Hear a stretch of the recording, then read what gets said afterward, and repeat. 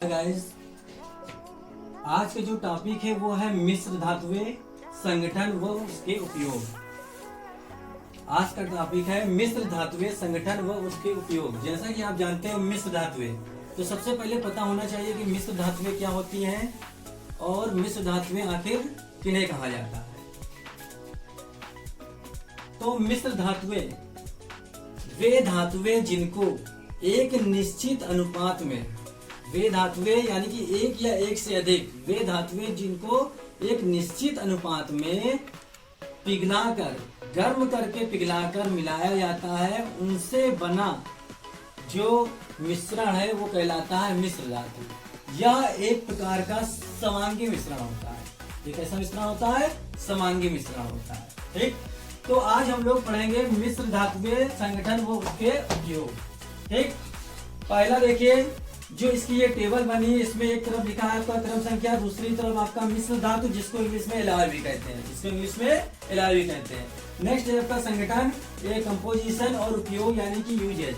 आज हम लोग उस मिश्र धातुएं, कौन कौन सी मिश्र धातुएं होती हैं और उनका क्या संगठन यानी कि किन किन धातुओं से मिलने पर वो बनती है, और उनके यूजेज यानी कि उपयोग के बारे में पढ़ेंगे। ये आपका जो टॉपिक है बहुत ही इंपॉर्टेंट और हाई स्कूल और इंटर दोनों के को दृष्टिकोण से बहुत ही इंपॉर्टेंट है। इससे 2 या 3 या 4 नंबर का अवश्य पूछा जाएगा, जो आपके लिए बहुत इंपॉर्टेंट है। तो देखिए, शुरू करते हैं। नंबर 1 पॉइंट में मिश्र धातु में पहला दिया गया है पीतल। आपके सामने पीतल, ठीक है। पीतल आपकी मिश्र धातु होती है। कैसी धातु होती है? मिश्र धातु। और इसमें जो कंपोजिशन, इसका संगठन होता है Cu यानी कॉपर, इसमें 70% होता है, यानी कि उसकी मात्रा यानी कि क्वांटिटी 70%, और Zn यानी कि जिंक आपका 30% होता है। और आपको पता है कोई भी चीज हो या कोई भी द्रव हो या लिक्विड हो, कोई भी हो, उसकी जो शुद्धता मापी जाती है वो 100% में मापी जाती है। किसमें मापी जाती है? 100% में। ठीक है, तो यहाँ पर देख रहे हैं कॉपर आपका 70% है और Zn आपका 30% है। तो 70-30 कितना होता है? 100, यानी कि दोनों का परसेंटेज मिला के हो गया 100। ठीक है, यानी कॉपर की जो मात्रा है, क्वांटिटी, वो 70% है, 70%, और Zn जिंक की मात्रा है वो 30% यानी कि 30% है। अब नेक्स्ट देखिए इसका उपयोग, इस धातु का उपयोग। पुराने जमाने में लोग आपका पीतल, तांबे, इनके बर्तनों में यूज किया करते थे। ठीक है, आजकल तो आर्टिफिशियल जमाने में ये तो बिल्कुल विलुप्त हो गए, लेकिन पहले आपने देखा होगा देहातों में और घरों में भी, आपके खुद घरों में पीतल के बर्तन होंगे या पीतल होगी, पीतल के लोटे होंगे। ठीक है, तो पहले जमाने में वो, आजकल के जो आर्टिफिशियल और जो मॉडर्न युग में वो सब विलुप्त होने की कगार में आ गए, कभी कभार देखने को मिल जाते हैं। ठीक है, तो हम बात कर रहे थे पीतल, तो इसका उपयोग, अब यूजेज भी देख लीजिए। तार मशीनों के पुर्जे बनाने में, तार यानी कि पीतल के तार बनाने में, और जो मशीनों के पुर्जे, जो भी मैकेनिकल जो भी मशीन होते हैं, उनके पुर्जे बनाने में इस पीतल धातु का प्रयोग किया जाता है। ठीक है, और मोस्टली बर्तन बनाने में भी होता है। ठीक, नेक्स्ट है आपका जर्मन सिल्वर। नेक्स्ट आपका जर्मन सिल्वर है, ये भी एक मिश्र धातु में आता है, ये भी एक मिश्र धातु में आता है। इसका जो कंपोजिशन है यानी संगठन, इसमें जो कॉपर, ये 3 चीजें इसमें मिक्सअप होती है। और मैंने बताया भी था कि मिश्र धातुएं वे धातुएं होती है जिसमें एक या एक से अधिक धातुओं को पिघलाकर मिलाया जाता है और जिससे एक समांगी मिश्रण बनता है, वही आपकी मिश्र धातु कहलाती है। तो इसमें देखिए क्या क्या कंपोजिशन है आपका। Cu यानी कि कॉपर, कॉपर का परसेंटेज आपका 50% है, और Zn दिया है आपका 35% है, और Ni निकेल, Ni होता है निकेल, ये आपका 15% है। ठीक है, आपका देखिए 50, 35 और 15 तीनों को जब ऐड करेंगे तो आपका 100% में रिजल्ट आ जाएगा। तो ये 3 धातुएं मिलकर जर्मन सिल्वर बनाती है, और जर्मन सिल्वर इन्हीं तीनों धातुओं से मिलकर बना हुआ होता है, और उसमें ये परसेंटेज पाया जाता है। अब यूजेज की बात कर लिया जाए तो बर्तन, मूर्तियां और आभूषण। ठीक, जर्मन के बर्तन भी बनाए जाते हैं, आपकी मूर्तियां भी बनाई जाती है, और जर्मन के आभूषण भी बनाए जाते हैं। ठीक, नेक्स्ट आपका है कांसा। आपने सुना होगा कि कांसे की मूर्तियां, प्राचीन काल की जो मूर्तियां होती थी बहुत ही, इसलिए बहुत कॉस्टली होती थी। आपने देखा है, सुना होगा कहीं मंदिरों में मूर्ति चोरी हो गई, ठीक, चोरी हो गई। भाई वो मूर्तियां कोई हल्की फुल्की मूर्तियां नहीं होंगी, वेरी कॉस्टली, और इनकी तस्करी होती है और विदेशों में तस्करी होती है। तो जो प्राचीन मंदिर होते हैं वहां पर जो ये मूर्तियां जो स्थापित की जाती थी वो किससे बनी होती थी? कांसे से, ठीक है। और ये वेरी कॉस्टली होती थी और बहुत ही रेयर केस में बहुत ही अद्भुत होती थी, ठीक। तो कांसा देख लीजिए, ये कॉपर, इसमें कॉपर 88% पाया जाता है और टिन आपका 12%। तो आप इसको प्लस करेंगे तो क्या हो जाएगा? 8 2 10 की 0 कैरी 1 8 1 9 1 10, यानी कि ये 100% में हो गया, ठीक है। कॉपर की मात्रा आपकी 88% और टिन की मात्रा आपकी 12%, ठीक है। तो जो कांसा है वो कॉपर और टिन के मिलने से बनता है और इसका उपयोग किया जाता है धात्विक मूर्तियां बनाने में। धात्विक, कांसा धातु की है तो उसको कांसे की मूर्ति कहेंगे। तथा सिक्के बनाने में, पहले जमाने में, आजकल नोट चल रही है लेकिन प्राचीन काल में सिक्के चलते थे। आपने देखा होगा राजा महाराजाओं के इसमें आप सोने चांदी के सिक्के चलते थे, बट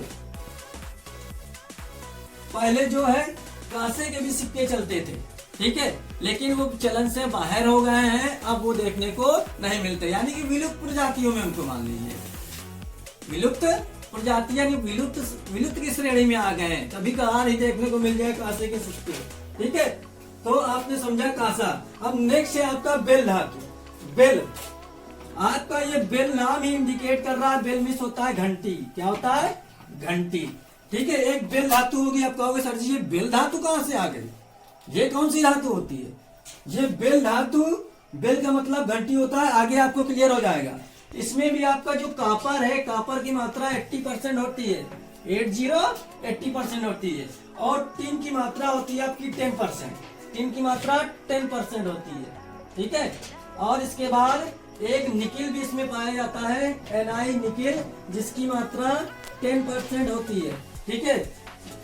वो छूट गया था, Ni की भी मात्रा 10% होते हैं, तो 80 10 90 और 10 100, ठीक है। और इस धातु का उपयोग किया जाता है घंटे, जो अपने मंदिरों में घंटे लगाए जाते हैं, जिनको पूजा करते वक्त जाते हैं, पहले टन से बजाते हैं, वही घंटे, ठीक है, वो घंटे बने होते हैं, तो यूज किया जाता है, उसमें ये बेल धातु का ही यूज किया जाता है। आपका गन धातु। अब आप लोग कहोगे सर ये गन धातु क्या होती है, ठीक है। नई नई धातु कहाँ से पैदा हो रही है, लेकिन गन धातु, ठीक है, एक गन धातु होती है, ये भी मिश्र धातु की कैटेगरी में आती है। किस धातु की कैटेगरी में आती है? मिश्र धातु की। और इसमें जो कंपोजिशन होता है, इसका संगठन होता है, कॉपर आपका 80% होता है, टिन 10% होता है और जिंक आपका ये भी आपका होता है 10%, 80 10 19 10 आपका 100, ठीक है।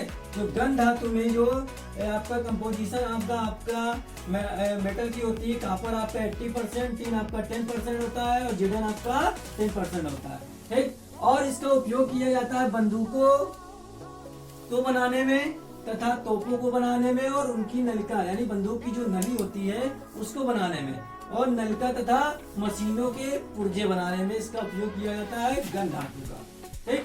नेक्स्ट है आपकी मुद्रा धातु। मुद्रा से ही आपका तात्पर्य आपको समझ में आ रहा होगा, मुद्रा किसको इंडिकेट कर रही है? मुद्रा इंडिकेट कर रही है आपको करेंसी, ठीक है, यानी कि जो रुपया पैसा आप लोग देखते हैं वो मुद्रा धातु, ठीक। तो मुद्रा धातु में कॉपर होती है 95%, कितनी होती है? 95%, और आपकी टिन की मात्रा होती है 5%, यानी कि 5%, 95 + 5 हो जाता है 100%। इसके बाद इसका यूज जब आपने इसका नाम ही मुद्रा धातु पढ़ लिया है तो इसका उपयोग हो जाता है तांबे के सिक्के बनाने में। क्या बनाने में? तांबे के सिक्के बनाने में, ठीक है। लेकिन अब प्रेजेंट टाइम में तांबे के सिक्के देखने को नहीं मिलते, ठीक है, वो चलन से बाहर हो चुके हैं। नेक्स्ट आपका कांस्टेंटन। ये कांस्टेंटन भी एक प्रकार की मिश्र धातु होती है, ठीक है, एक प्रकार की मिश्र धातु होती है, और इसमें कॉपर की जो मात्रा होती है 60% होती है, एंड निकिल होता है आपका 40%, निकिल होता है आपका 40%। और इसका जो उपयोग किया जाता है उच्च विद्युत प्रतिरोध के तार बनाने में, यानी कि उच्च विद्युत प्रतिरोध के तार बनाने में, यानी कि जिनकी क्षमता अधिक होती है, जिनका प्रतिरोध क्षमता अधिक होती है, यानी आसानी से जो गले ना, ठीक है, तो इनका प्रयोग किया जाता है उच्च विद्युत परिपथ के तार बनाने में। हाई वोल्टेज का भी करंट वो सह ले। तो आज आपने मिश्र धातुवे संगठन व उसके उपयोग के बारे में पढ़ा। तो दोस्तों, अगर आपको ये वीडियो अच्छा लगा हो तो प्लीज लाइक और कमेंट जरूर करना। और हाँ, आपने अगर मेरे चैनल को सब्सक्राइब न किया हो तो आप सब्सक्राइब कर लीजिए, क्योंकि अब आगे और वीडियो आपको देखने को मिलेंगे। नेक्स्ट क्लास में हम अगला टॉपिक लेकर आएंगे। Thank you, have a nice day.